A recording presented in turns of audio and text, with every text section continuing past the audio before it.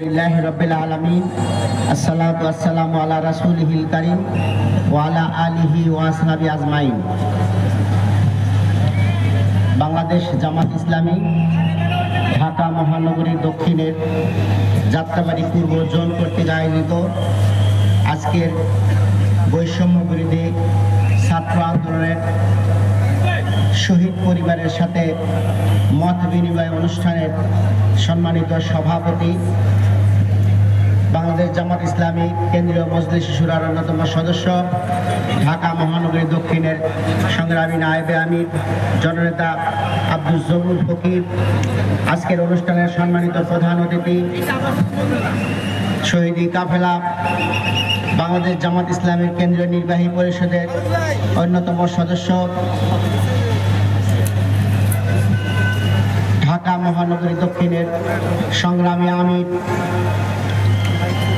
মজলুম জননেতা জনাব নুরুল ইসলাম বুলবুল, উপস্থিত বাংলাদেশ জামাত ইসলামী এবং ইসলামী ছাত্র শিবিরের নেতৃবৃন্দ, সুধীমণ্ডলী, শহীদ পরিবারের সদস্যবৃন্দ, সবাইকে সংগ্রামী সালাম জানাচ্ছি। আসসালামু আলাইকুম ওয়া রাহমাতুল্লাহি ওয়া বারাকাতুহু। আমি শুরুতেই বৈষম্য বিরোধী আন্দোলনে যে সকল ভাই এবং বোন তাদের মূল্যবান জীবন দিয়েছেন তাদেরকে আমি স্মরণ করছি, এবং যারা ঈমান নিয়ে চলে গিয়েছেন তাদেরকে যেন আল্লাহ শাহাদাতের মর্যাদা দান করেন। যারা এখনো অসুস্থ রয়েছেন, আহত পঙ্গু, তাদের সুস্থতা কামনা করছি। সংগ্রামী ভাই এবং বন্ধুগণ, আজকে প্রধান অতিথি মূল্যবান বক্তব্য রাখবেন। আমি সংক্ষেপে দু একটি কথা বলতে চাই।